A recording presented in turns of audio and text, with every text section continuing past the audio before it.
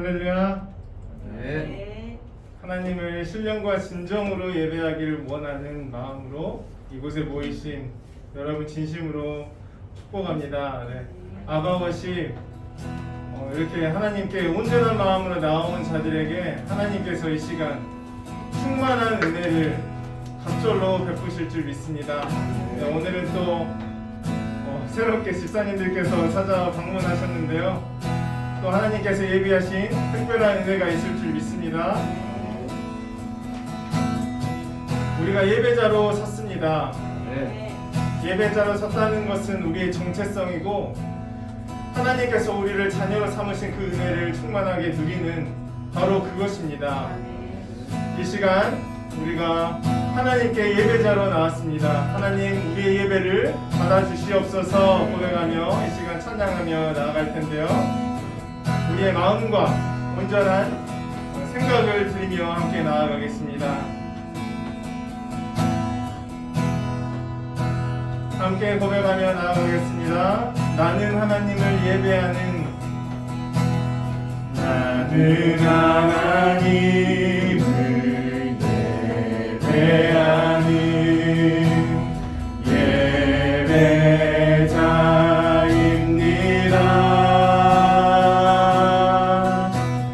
내가 서 있는 곳 어디서나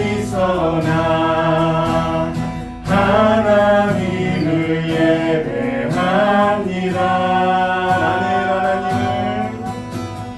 나는 하나님을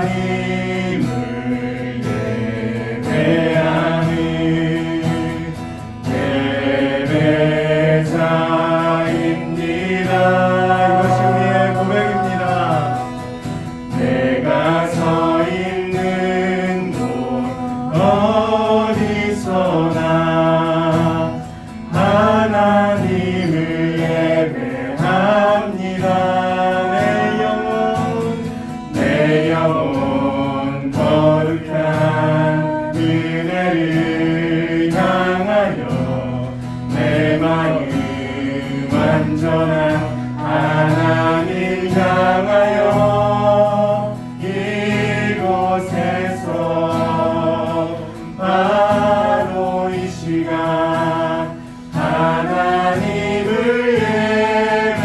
예배하며 다시 한번 나는 하나님을 예배하는 나는 하나님을 예배하는 예배자입니다.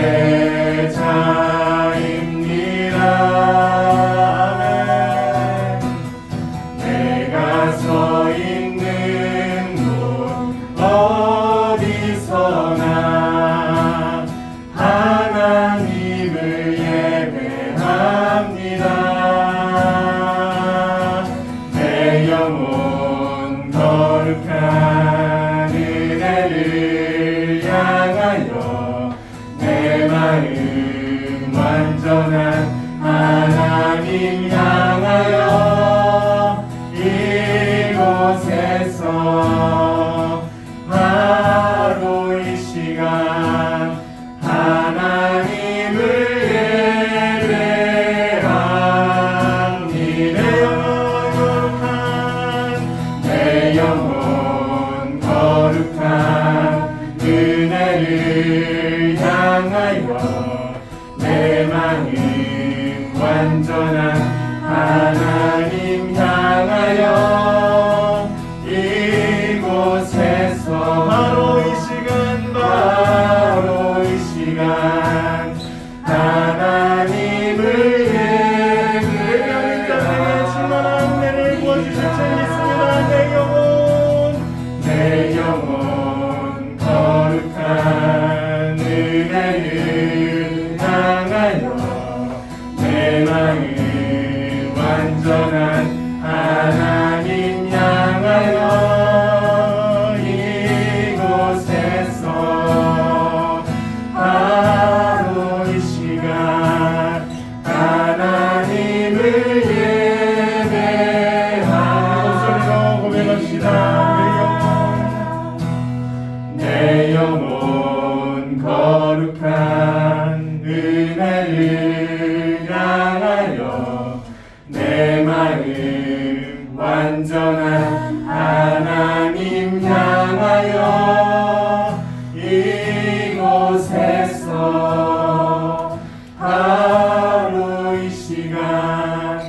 하나님을 예배합니다.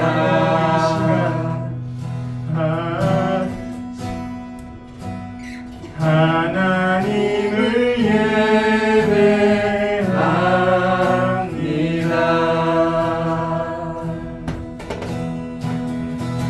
이 시간 하나님의 자녀로 우리를 부르시고 크신 은혜를 베풀어 주실 여호와 하나님께 영광의 박수를 드리며 나아가겠습니다. 할렐루야.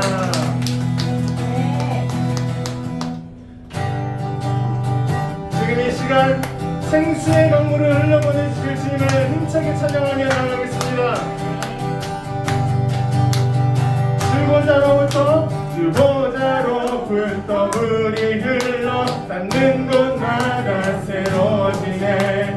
골짜기를 지나 들판으로 생수의 강물 흘러넘치네. 주님의 강이 우리 즐겁게 해. 주님의 강이 춤추게 해. 주님의 강이 우리 새롭게 해. 기쁨으로 충만케 하네. 주님의 강이 충만케 되네. 닿는 곳마다 치유케 되네. 그 강가에 있는 병든 자들 주 갈급하며 돌아오리라. 주님의 강이 우리 즐겁게 해. 주님의 강이 춤추게 해. 주님의 강이 우리 새롭게 해. 기쁨 우리 선포하며 나아갑시다. 주님의 산에 올라가니 주 계신 보좌 찾으러 그 강변에 우리 달려가서 춤을 추며 주를 찬양하리.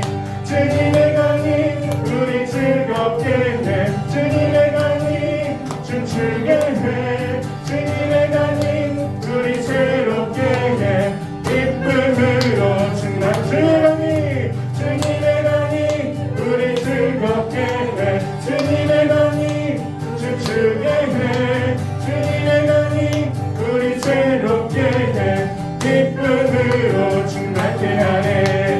기쁨으로 충만케 하네. 기쁨으로 충만케 하네.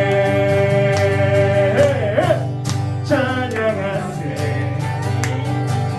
찬양하세 함께 소리 높여 찬양 드리세. 찬양하세 찬양하세 찬양하세 함께 소리 높여 찬양 드리세.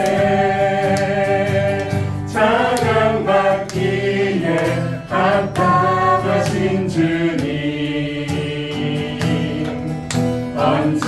언제나 동일하신 주 무릎 꿇고서 주 이름 외치세. 예수 나의 왕 예수 나의 왕 예수 나의 왕.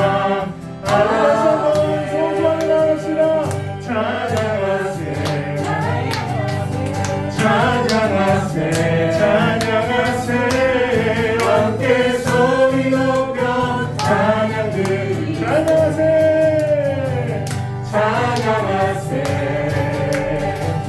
찬양하세 찬양하세 함께 소리 높여 찬양 드리세. 찬양 받기에 합당하신 주님. 그렇습니다. 아멘. 언제나 동일하신 주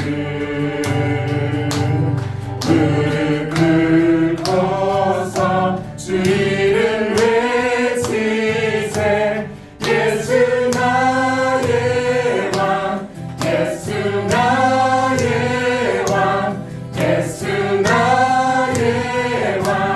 아멘.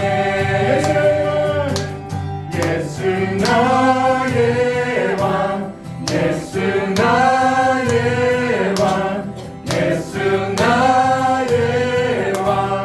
아멘.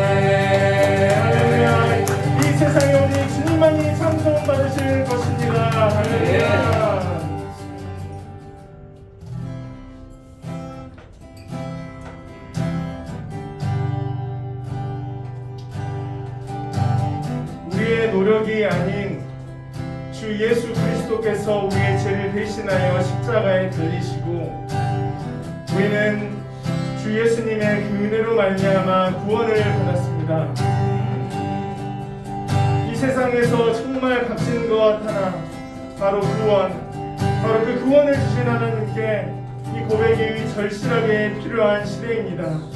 하나님 아버지, 이 시간 우리의 고백을 들어주옵소서. 하나님, 우리의 노력이 아닌 주님께서 우리에게 구원을 베풀어 주셨습니다. 이렇게 고백하며 나아가기를 원합니다. 은혜로만 들어가네, 은혜로만 들어가네, 은혜로만 선다네, 은혜의 노력이라니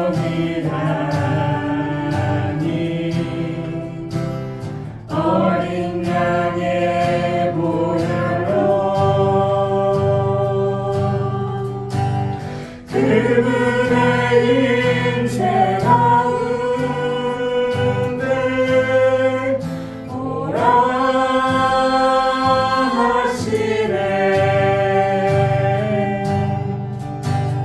우리를 부르시는 곳 내로 들어가네.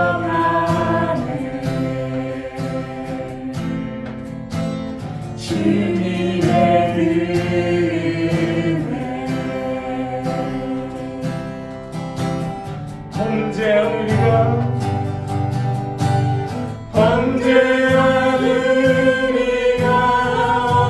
어찌 서리뇨.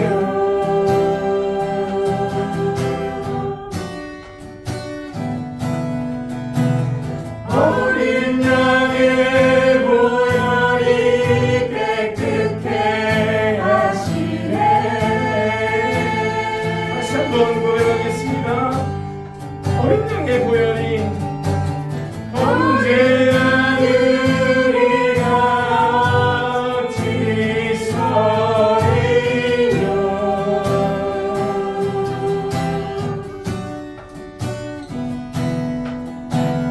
어린 양의 보혈이 깨끗해 하시네.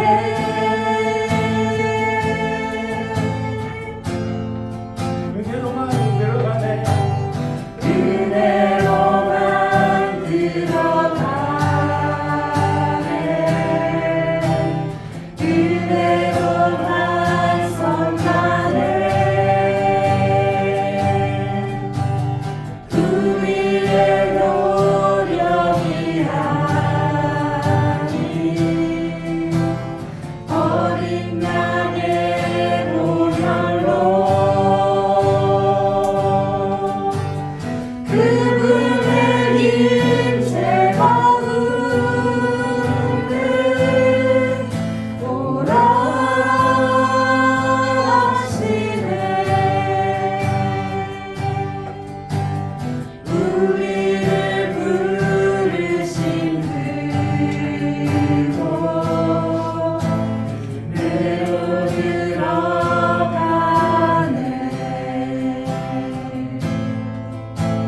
주님의 은혜, 주님의 은혜,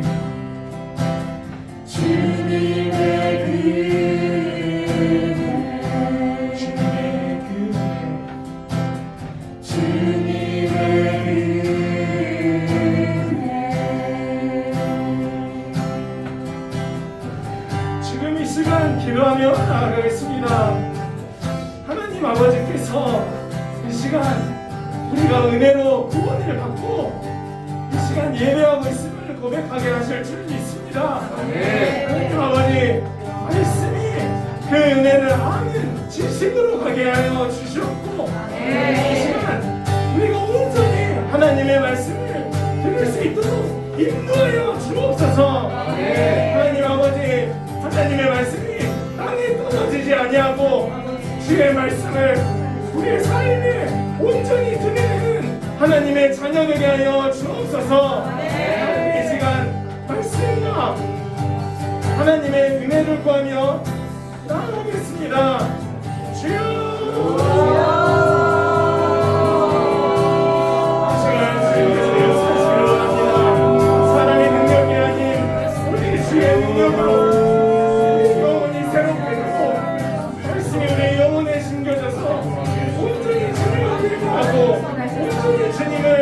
찬양하는 한명한 명이 될 수 있도록 하나님 인도하여 주옵소서.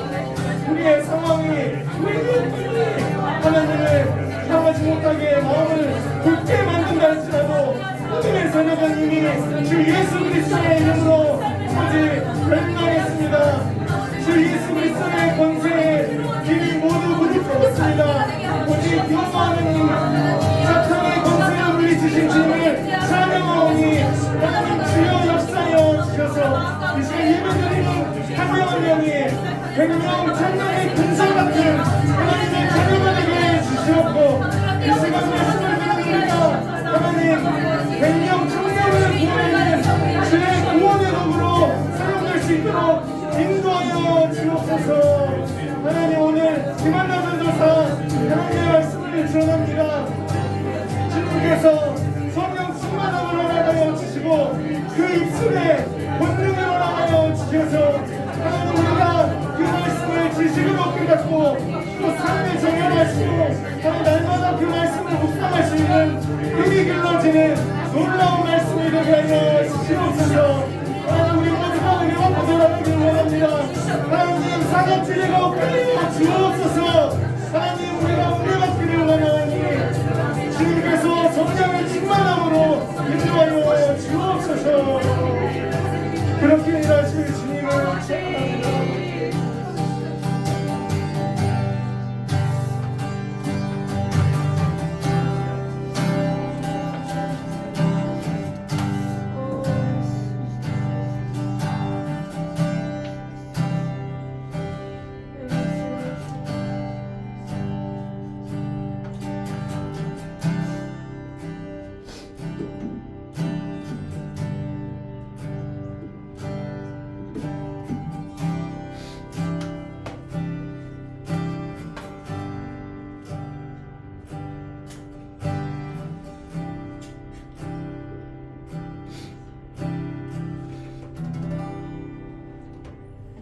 사도신경 하심으로 저희 아바워십 예배 시작하겠습니다. 전능하사 천지를 만드신 하나님 아버지를 내가 믿사오며 그를 위하여 우리 주 예수 그리스도를 믿사오니 이는 성령으로 잉태하여 동정녀 마리아에게 나시고 문대여 빌라도에게 고난을 받아 십자가에 못 박혀 죽으시고 장사한 지 4일 만에 죽은 자 가운데서 다시 살아나셨며 하늘에 오르사 전능하신 아버지 하나님의 자녀시다가 저리로서 사는 자와 죽은 자를 심판하러 오시리라. 나는 성령을 믿사오며 거룩한 공예와 성과에 교통하는 것과 죄를 사하여 주시는 것과 몸이 다시 사는 것과 영원히 사는 것을 믿사옵나이다. 아멘. 오늘 함께 보실 말씀은 저번 주에 이어서 사무엘상 18장 2절에서 3절을 보도록 하겠습니다. 사무엘상 18장 2절에서 3절을 함께 보도록 하겠습니다.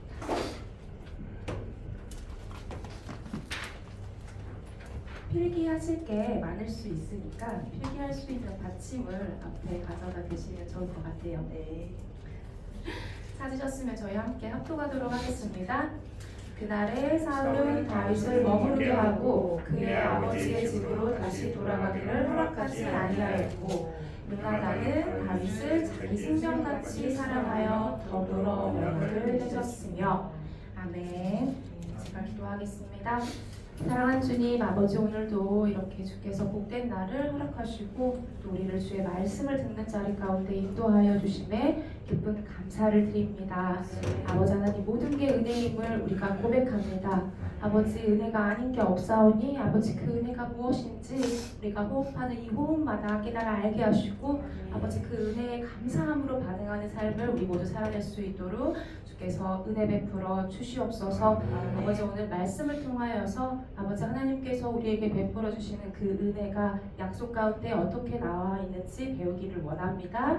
아버지 우리의 귀를 여시고 마음 문을 여셔서 아버지 이 말씀이 정말 우리의 삶 가운데 생명이 되게 하시고 힘이 되게 하시고 우리를 자유케 하는 온전한 능력이 되게 하여 주시옵소서.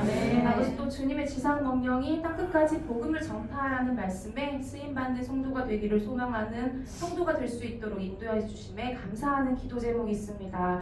아버지 하나님 저희가 정말 이 복음의 사명을 잊지 않고 살아가도록 주께서 은혜 베풀어 주시옵소서. 아버지 어떤 오직 끝에서가 아니라 바로 오늘 우리를 세우신 이 자리에서 아버지 우리가 그 명령을 감당해야 함을 알게 하시고 아버지 가장 가까운 이웃인 아버지 우리 가족에게 또한 우리에게 허락하신 사람들 매일 만나는 그 사람들 사건 앞에서 복음으로 반응하는 참된 성도의 삶을 살아갈 수 있도록 축복하여 주시옵소서. 또한 완전하신 주님 더욱 알기 원합니다. 하나님께로부터 배우기를 원합니다 하는 기도 제목이 있습니다. 아버지 하나님 이 기도 제목이 우리 모두의 기도 제목이기를 원합니다. 아버지 하나님 이 시간 우리가 온전히 주님만을 갈망하기를 원하오니 아버지 하나님께서 온전히 우리를 취하시고 아버지 하나님만이 우리에게 나타내 보여주셔서 아버지 우리의 생각과 마음과 행동하는 모든 것들이 오직 주 예수 그리스도로 가득하도록 축복하여 주시옵소서. 아버지 또한 주의 인자하심이 인생 여정 가운데 함께 하시기를 원하옵니다 라는 기도 제목이 있습니다.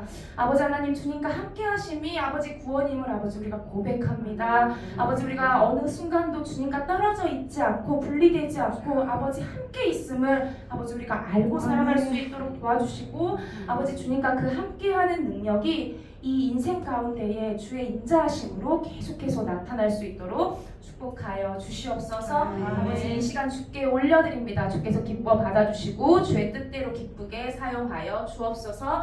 살아계신 우리 주 예수 그리스도 이름으로 기도했습니다. 아멘. 여러분들이 기도를 많이 하고 오셨나봐요. 말씀 시작하기도 전에 제가 은혜를 받는 것 같습니다. 자, 저희가 지난주에는 요나단이 다윗을 자기 생명같이 사랑하니에서 이 사랑이 어떤 사랑인지에 대해서 배웠습니다. 이 원어에는 아헤브라는 동사가 쓰였는데 이 히브리어인 아헤브가 헬라어로 번역될 때 그 헬라어의 여러 가지 사랑 중에서 이 아가파오를 썼다고 배웠죠. 이 신약을 쓴 저자들이 이 하나님의 사랑, 그 초월한 사랑, 선택적인 그리스도의 사랑을 말할 때 의도적으로 구별해서 이 아가파오 사랑을 썼다라고 말씀드렸어요. 그래서 이 요나단이 다윗을 아헤브했다는 것은 하나님이 세상을 이처럼 사랑하사 그 사랑하신 아가파오 사랑이며 이 아헤브 동사는 사랑하다 말고 바치다라는 뜻도 있다고 말씀드렸는데 하나님께서 세상을 이처럼 사랑하사 뭘 주셨죠? 독생자 예수를 주셨죠. 이 독생자를 주신 것처럼 이 요나단은 구약에서 또 다른 그리스도를 예표하는 자가 되어서 예수 그리스도가 우리를 위해 희생하실 것을 이 요나단을 통해서 미리 나타내 보여주고 계신다라고 배웠습니다. 자 그리고 이 아가파오가 쓰여진 헬라어 용법을 통해서 이 하나님께서 우리를 사랑하시는 사랑이 어떤 것인지 또 우리가 어떻게 하나님을 사랑해야 하는지에 대해서도 배웠죠. 그리고 마지막으로 헬라어 동사 시제를 통해 하나님의 사랑의 속성을 배웠습니다. 궁금하시면 저번 주 설교도 듣고 오시면 되겠습니다. 자 오늘은 저번 주에 이어지는 장면입니다. 이 골리앗을 물리치고 사울 앞에 선 다윗을 향해 이 요나단이 하나님의 사랑처럼 다윗을 아끼고 또 사랑하게 되고 이 사울은 다윗에게 왕궁에 머무를 것을 이야기합니다. 우리가 중생하고 거듭나서 이 하나님의 자녀가 된 것을 흔히 거지처럼 살다가 왕의 자녀가 되는 것으로 비유하곤 하죠. 마치 고아처럼 돌봐줄 자 없이 이 길거리에서 거지처럼 살다가 이 죄악 가운데 삶이 처절하게 무너지고 망한 것처럼 있다가 우리가 하루아침에 세상의 모든 권세를 얻는 것처럼 참으로 거지가 왕의 자녀가 되는 비유는 이 이 우리의 구원을 설명하는데 저는 적절하다고 생각을 하거든요. 근데 이때 중요한 것은 이 하루아침에 신분의 변화로 인해서, 즉 죄인이 의인이라는 칭함을 얻는다고 해서 우리가 바로 의인처럼 살 수 있다는 것을 뜻하지는 않습니다. 그렇다고 여느 자유주의 신학자처럼 이 중생의 순간에 하나님께서 우리를 의롭다고 칭해주시는 이 칭의가 미완성이라는 뜻은 아닌데요. 구원의 서정에 대해서는 또 나중에 저희가 심도 있게 다루겠지만 이 의롭다고 칭하여 주시는 것은 신분의 변화예요. 우리가 그 의를 행할 수 있는 능력이 있다는 것을 얘기하지 않고 우리가 왕의 자녀가 되어서 신분이 바뀌는 것처럼 내 위치는 바뀌었지만 죄인에서 의인이라 칭함을 얻게 되었지만 아직 이 죄의 오염으로 인한 습성이 우리에게 남아있다는 것이죠. 쉽게 말해 이 거지였을 때의 때를 벗기고 진정으로 왕의 자녀가 되어가는 여정을 바로 신학적 용어로 성화라고 일컫습니다. 의롭다고 칭함을 얻지만 우리는 그 의를 행할 수 있는 능력이 있는 것은 아니다. 죄의 책임은 예수님께서 가져가셨지만 아직 우리의 이 육체가 남아있기 때문에 이 죄에 오염된 습성, 아직 그지 같은 습성은 남아있다. 그래서 길가에서 그냥 음식이 있으면 막 주워 먹었어요. 거지니까. 뭔지 똥인지 된장인지 구분 못하고 죄인이니까. 너도 죄인 나도 죄인. 제가 청년들 가르칠 때는 그냥 그지라고도 아니고 뭐라고 했냐면 똥통에 있는 거지다. 그래서 똥이 너도 먹고 나도 먹고 다 똥통에 있으니까 죄가 죄인지도 모르는 거예요. 그 문제가 있다는 것도 모르는 거예요. 제가 똥통에 있는 거지라고 이렇게 심하게 표현까지 했었는데, 근데 왕의 자녀가 돼요. 하루아침에 이 예수 그리스도로 인해서 구원을 얻음으로 왕의 자녀가 돼서 자 왕의 자녀입니다 됐는데 바로 예를 들면 뭐 하루아침에 뭐 라이프 사용하고 포크 들고 젓가락질하고 바로 할 수 있어요 없어요? 없죠. 우리는 습성이 그래요. 그냥 갖다 주워 먹거든요. 이때까지 몰랐던 거예요. 예를 들자면 먹을 때 하나도 젓가락질도 배워야지 하는 거잖아요. 우리를 의인이라고 이 신분의 변화는 있지만 아직 우리가 이 의를 행하며 살아갈 수 있는 어떠한 그런 자질이 준비되어 있지 않다. 자, 그래서 바로 이것이 우리가 죽기까지 해야 되는 성화. 죄를 죽이고 은혜로 사는, 죄는 죽어지고 은혜로 사는 이 성화가 이 왕의 자녀가 되어서 그곳에서 왕의 교육을 받는 거라고 생각할 수 있는데, 바로 이 다윗을 보면 알 수 있어요. 이 다윗이 자격이 하나도 없는 목동이었다고 했어요. 그 목동인데다가 장자도 아니고 8형제 중 막내였다는 거예요. 이 신분상 특별할 게 하나도 없는 자가 온전히 하나님을 신뢰함으로 그 믿음이 실제가 된 사건이 바로 이 골리앗을 이긴 사건인데, 이 골리앗을 이긴 믿음의 증거를 통해서 이 다윗이 오늘 왕의 궁정에 머무르게 되는 것입니다. 이는 마치 우리가 거듭나서 중생하여서 새로운 피조물이 되어서 왕의 자녀가 된 구원의 사건처럼 보여집니다. 그리고 이때부터 우리는 왕의 자녀답게 사는 것, 다시 한번 말하자면 죄는 죽어지고 바로 은혜가 사는 성화의 삶이 시작되는 거예요. 이 성화를 통해 칭함받은 의, 하나님의 완전하신 그 의를 이루면서 살아갈 수 있게 되는 것입니다. 장차 왕이 되어 한 나라를 통치해야 할 이 다윗이 왕궁의 법도도 배우고 생활도 배우며 태도를 배울 현실적인 시간이 필요했을 거예요. 이 하나님의 섭리로 고작 형들의 도시락을 가져다 주면서 형들이 괜찮은지 살피러 갔던 이 다윗이 그 길로 집에 돌아가지 못하고 졸지에 왕궁 생활이 시작되는 것이죠. 다시 바꿔 말하자면 다윗의 구원의 여정길의 시작이 바로 저번 주와 오늘의 본문이라고 말할 수 있겠습니다.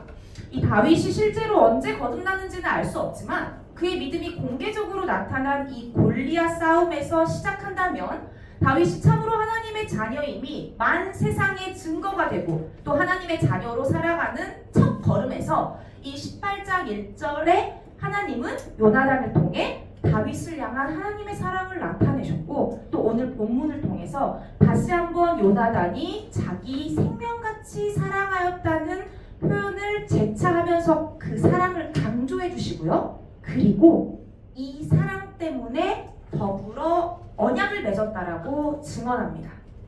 요나단이 다윗과 어떤 언약을 맺었는지는 아직 모르겠으나 중요한 것은 이 요나단이 다윗을 자기 생명같이 사랑하였기 때문에 더불어 언약을 맺었다는 거예요. 그리고 이는 요나단이 다윗에게만 약속한 것이 아니라 구원받은 우리에게 마치 하나님께서 우리를 그렇게 사랑하시고 우리에게 약속해 주셨다는 것과 같다라고 우리가 생각할 수 있습니다. 자, 이제 즐거운 원어를 보는 시간입니다, 여러분. 요나단이 이 다윗을 아헬부에서 사랑해서 독생자를 주신 그 하나님의 사랑, 바로 그 사랑 때문에 다윗과 언약을 맺었는데 이 언약의 원어는 뭐죠? 필기지 보고 누구라도 대답해 주실 줄 알았어요. 제가 여러분들이 똑똑한 것처럼 포장해 드리려고 했는데. 자, 질문지에 딱 써있죠. 이 언약의 원어는 베리트입니다. 그렇죠, 베리트. 자, 베리트의 뜻은 언약, 계약으로 특히 하나님께서 사람들과 맺으시는 약속을 의미해요. 하나님께서 사람들과 맺으시는 약속. 자, 이 베리트의 히브리 언어의 이 알파벳을 하나하나 우리가 다 알 수 없지만 이 알파벳에 바르라는 게 쓰였어요. 근데 이 알파벳 베리트 안에 바르가 들어있는데 이 바르가 무슨 뜻이냐면 아들이라는 뜻이에요. 그리고 이 베리트 안에 뭐 영어로 치면 Y인데 이제 이 유드라는 게 쓰였는데 유드라는 알파벳이 있는데 이 유드의 뜻이 뭐냐면 뭐뭐의 무엇의. 그리고 이제 베리트의 마지막에 있는 게 타부. 이 T자가 타부인데 이 타부의 뜻은 뭐냐면 십자가 혹은 언약이에요. 베리트라는 단어가 바르와 유드와 타부로 구성되어 있는데 이 바르는 아들, 유드는 무엇의, 타부는 십자가 언약입니다. 자, 그러면 이 베리트를 이루는 히브리어 알파벳 단어의 의미를 그대로 보자면 아들의 언약 혹은 아들의 십자가가 되겠죠. 이 베리트라는 단어가 약속, 언약인데 특히 하나님께서 사람과 맺으시는 약속을 의미해요. 근데 이 베리트의 히브리어 알파벳 하나를 조합해서 그 의미를 보자면 아들의 언약, 아들의 십자가. 그래서 이 베리트를 어떻게 해석하냐면 이 언약은 오직 아들의 십자가를 통해서만 이루어진다. 이 언약은 오직 아들의 십자가를 통해서만 이루어진다 라고 해석할 수 있습니다. 여러분 놀랍지 않나요? 저 방금 이걸 외치는 순간 다리에 소름이 돋았어요. 오늘 우리가 이 살펴봐야 할 언약이 사실 산더미 같이 있었어요. 백불 언약, 무지개 언약, 원본부터 해가지고 쌓여 있었는데 이미 이 언약의 단어에서조차 이 극명한 의미가 다 나와버린 거예요. 자, 히브리어 이 베리트의 사전적 의미를 저희가 더 살펴보자면 이 베리트는 바라라는 동사에서 유래했거든요. 이 바라라는 동사가 베리트가 된 거예요. 근데 이 바라라는 동사의 뜻은 뭐냐면 자르다, 먹다, 고기를 주다예요. 이 베리트의 단어가 된 이 바라라는 동사가 자르다, 먹다, 고기를 주다입니다. 자, 한국어로 언약을 맺었으며로 번역된 이 맺다는 히브리어 카라트라는 단어인데요. 이 카라트가 또 자르다, 베어내다, 떼어내다, 끊다 이런 뜻을 가져요. 이 카라트가 자르다, 베어내다, 떼어내다, 끊다. 카라트, 자를 거 맞죠? 커트, 약간 비슷하잖아요. 카라트, 자르다, 베어내다. 그래서 이 베리트가 약속이었잖아요. 베리트가 언약이었죠. 근데 이 언약을 맺으며에서 이 맺다라고 번역됐지만 사실 히브리 원어에는 카라트가 쓰였는데 이 카라트의 원래 뜻은 맺는 게 아니라 자르는 거예요. 베어내는 거예요. 그러면 우리는 언약을 맺다고 표현하는데 사실 원어적으로 그대로 우리가 직역하면 맺는 게 아니라 언약을 자르는 거죠. 언약을 끊는 거예요. 그래서 원래적인 표현은 언약을 쪼개다예요. 우리나라 말로는 언약을 맺다라고 표현된 거는 원어를 따르자면 사실은 베리트 카라트라고 해서 아까 카라트가 커트 자르다고 했잖아요. 언약을 쪼갠다. 히브리어 원어로 봤을 때 언약을 맺다가 아닌 베리트 카라트는 언약을 쪼갠다. 이는 또한 짐승을 잡아서 고기를 자르는데 사용됐던 표현이라고 합니다. 그러면 언약을 맺다는 언약을 쪼갠다가 되고 또 고기를 자른다가 되겠죠. 여러분 고대 근동에서는 중요한 언약을 맺을 때 함께 먹었다고 해요. 뭐를? 자른 고기를. 이 언약을 세운다의 의미는 고기를 잘라서 함께 먹다가 내포되어 있어요. 당시 사람들은 쌍방의 언약을 맺을 때 언약의 증표로서 짐승을 잡아 그 짐승의 고기를 반으로 쪼갠 후에 이 언약의 당사자들이 언약 문서를 들고 함께 그 쪼갠 고기 사이를 지나가는 풍습이 있었습니다. 이 언약은 쪼갠 고기 사이를 지나가야지 성립이 되고, 이런 예식은 이 언약한 쌍방의 사람 중에 누구든지 이 언약을 어기면 바로 이 쪼갠 고기처럼 된다는 의미를 지녔다라고 해요. 마치 이 고기처럼 반으로 쪼개진다. 어떻게 하면? 이 언약을 어기면. 그렇다면 이 고대 근동에서 언약을 맺다, 즉 언약을 쪼갠다라는 것은 생명을 담보로 한 엄숙한 약속이었다는 거예요. 왜냐하면 약속을 어기면 어떻게 되죠? 고기처럼 쪼개지는 거예요. 근데 여담으로 재밌는 건 이 언약, 메리트를 쓸 때 부부와의 언약을 얘기할 때도 베리트를 썼어요. 자, 그럼 이 부부라는 약속이 어떤 약속인지 또 우리가 생각해 볼 수 있겠죠. 이 히브리인의 언약은 모두 이렇게 쪼개짐을 전제로 하기 때문에 언약이라는 단어, 이 베리트가 쪼개다라는 바라와 같은 어근을 갖게 되는 것입니다. 제가 이렇게 히브리어를 공부하면서 말씀을 준비하면 진짜 언어학자들은 재밌을 것 같다라는 생각을 해요. 저는 절대 못하겠지만 아무튼 이 요나단이 다윗을 자기 생명같이 사랑해서 언약을 맺었어요. 이 언약을 이 쪼개다의 단어를 통해 이 뜻을 보니까 생각나는 말씀이 혹시 있지 않으십니까? 여러분, 이 쪼개 고기 사이로 무언가가 지나가는 말씀을 어디선가 본 것 같지 않으세요? 자, 창세기 15장 17절 다 같이 찾아보도록 하겠습니다. 창세기 15장 17절입니다. 창세기 15장 17절입니다. 자, 창세기 15장 17절 찾으셨으면 함께 읽도록 하겠습니다. 해가 져서 어두울 때에 연기나는 화로가 보이며 타는 횃불이 쪼갠 고기 사이로 지나더라. 아멘. 자, 이 15장은 하나님께서 아브라함과 언약을 세우시는 장면이거든요. 이 아브라함이 전쟁의 공포 속에서 두려워하고 있을 때 하나님께서 아브라함에게 나타나셔서 그와 함께 하시고 자손을 하늘이 별과 같이 많게 하실 것과 이 가나안 땅을 소유로 주시겠다는 약속을 하십니다. 그래서 그 약속의 증표로 이 아브라함이 쪼갠 염소와 암염소 순양 사이를 그가 깊이 잠든 밤에 이 횃불로 상징화된 여호와 하나님께서 나타나셔서 지나가시거든요. 하나님께서 약속하시고 그 약속의 증표로 어떻게 하셨죠? 언약을 쪼개셨어요. 이 쪼갠 고기 사이로 지나가신 거예요. 근데 아까 제가 뭐라고 말씀드렸죠? 이 고기 사이를 누가 지나가죠?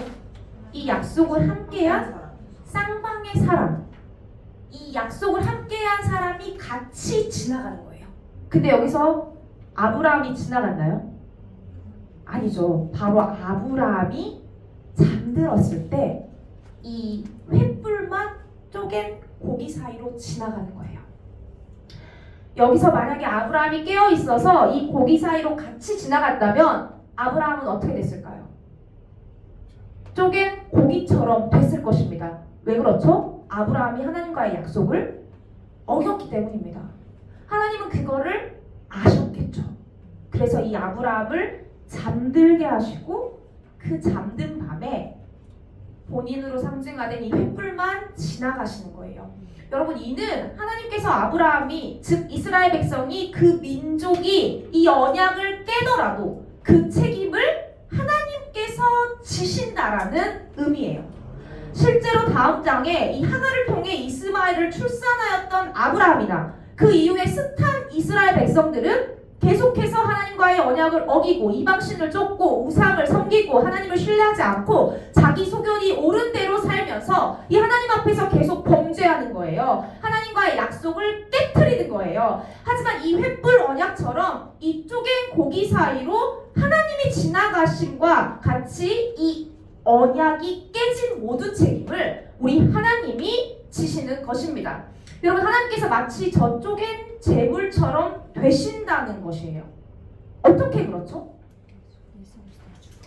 그렇죠. 바로 하나님의 독생자이신 이 예수 그리스도가 십자가에 못 박혀 죽으심으로 그 언약의 책임을 지게 되는 것입니다. 우리는 그 언약을 어겼지만 하나님께서는 말씀하신 모든 언약을 지키셨어요.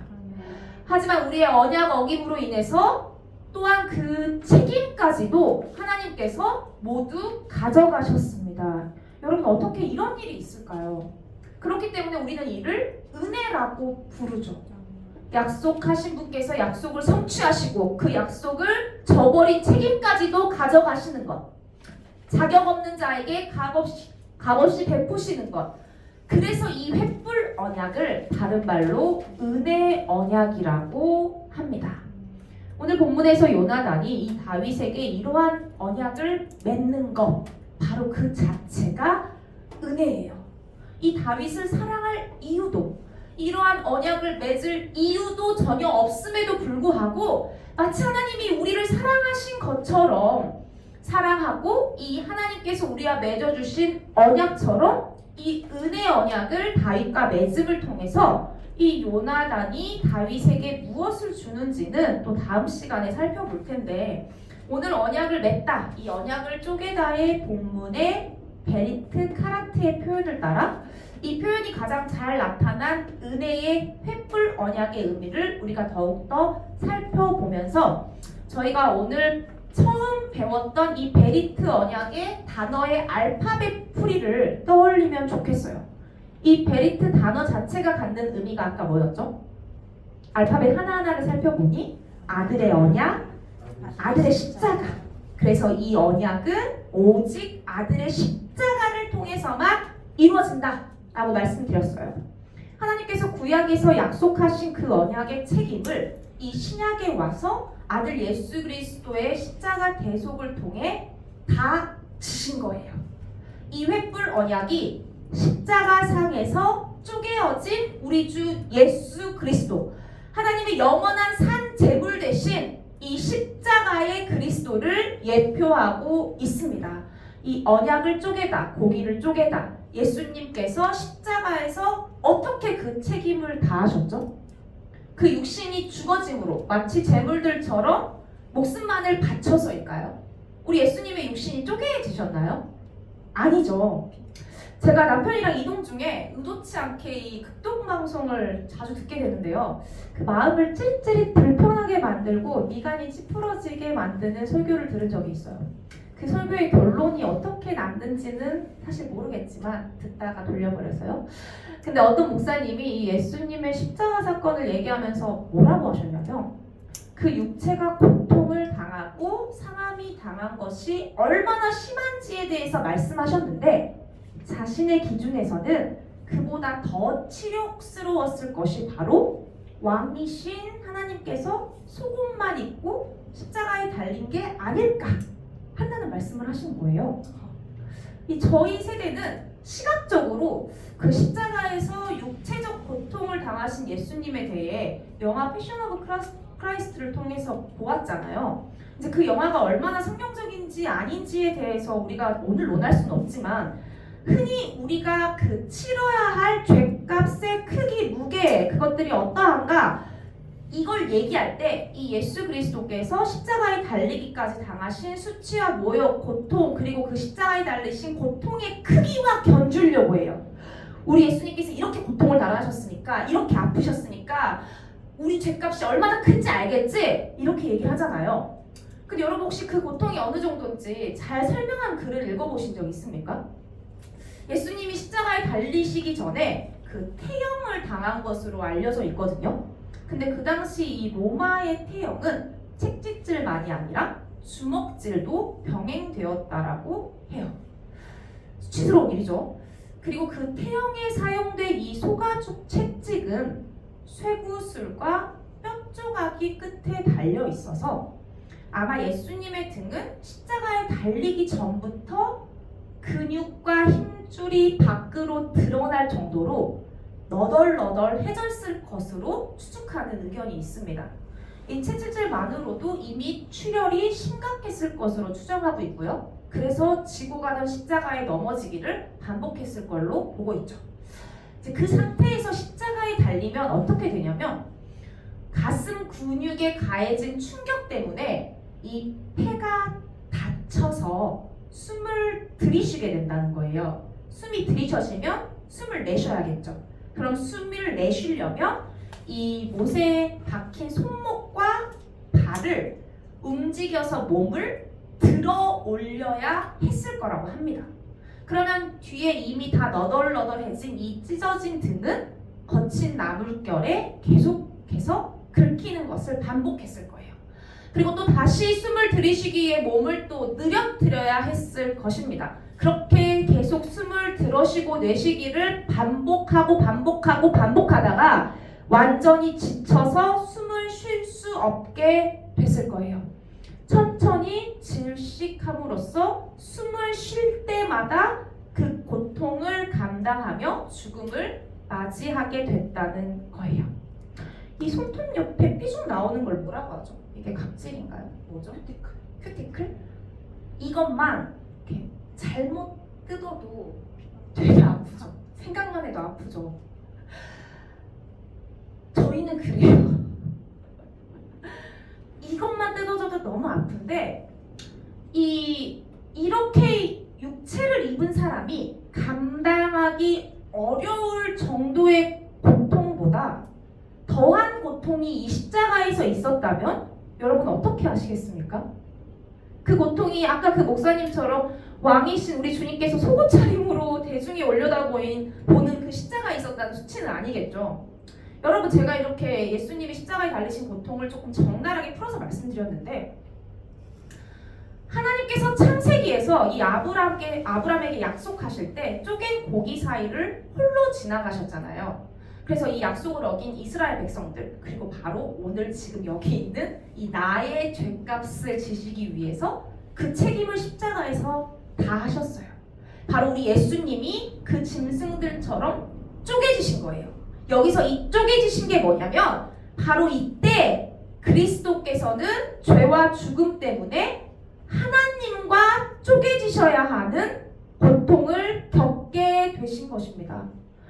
여러분 우리는 이것이 무엇인지 결코 알 수 없어요. 제가 그 십자가의 육체의 고통을 얘기할 때는 내가 육체를 입었기 때문에 그게 얼마나 고통스러운지 마치 그게 조금 느껴지는 것 같이 온급이 저렸는데 이 거룩하신 하나님, 이 성부이신 하나님으로부터 쪼개지는 그 고통, 이 성자이신 예수 그리스도께서 성부 되시는 하나님으로부터 쪼개져야 하는 이 고통은 십자가에 달린 자마다 하나님께 저주를 받았다는 그 저주로서 창세부터 재림까지 이 구원받기로 택하여진 이 모든 백성들이 지은 죄에 대한 하나님의 저주인 것입니다.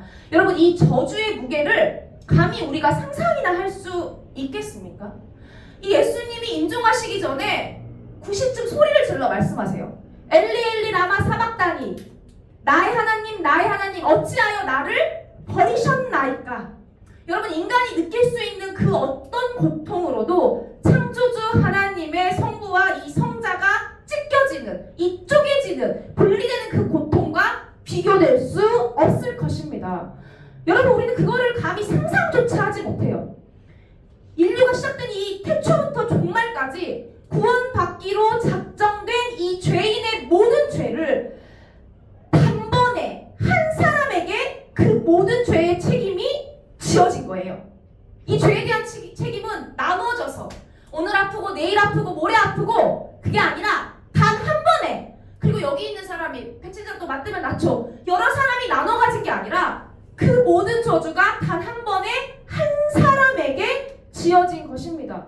여러분 우리는 이 율법의 저주를 받고 죽음 가운데 쪼개어진 이 예수 그리스도의 십자가 보혈로, 그 희생으로 값없이 구원을 얻었어요.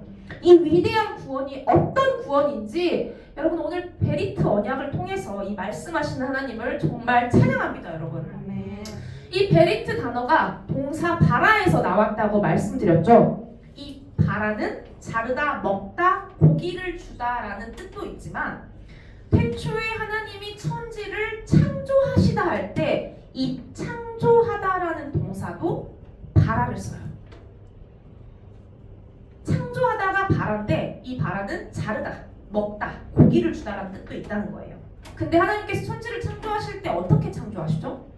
낮과 밤을 나누시고 궁창을 나누시고 바다와 땅을 나누시는 것을 보면 이 자르다라는 뜻의 바라가 이 하나님께서 창조하시는 방법과 이어져 있음을 볼 수 있습니다. 그런데 이 창조하다가 곧 베리트가 되는 거예요. 이 바라가 베리트가 되잖아요. 이 창조하다가 언약이 되는 거예요. 여러분 하나님이 태초에 천지를 창조하신 것부터가 우리와 언약을 맺으신 거예요. 그리고 고대 근동 사람들은 이 약속을 거행할 때 쪼갠 고기 사이로 지나가기도 하지만 또 뭐라고 했죠? 그 고기를 함께 먹는다라고 했어요. 근데 이 고기를 먹다도 바라예요. 여러분 구약 신약, 바로 이 구약 신약이 약속의 말씀이잖아요. 이 약속의 말씀인 이 성경에서 말하는 모든 것이 오직 예수 그리스도에게 초점이 맞춰져 있다는 것에는 이견이 없을 것입니다. 하나님께서 세상을 창조하셨습니다. 바라하셨어요. 또한 우리를 창조하셨습니다. 우리를 바라하셨어요.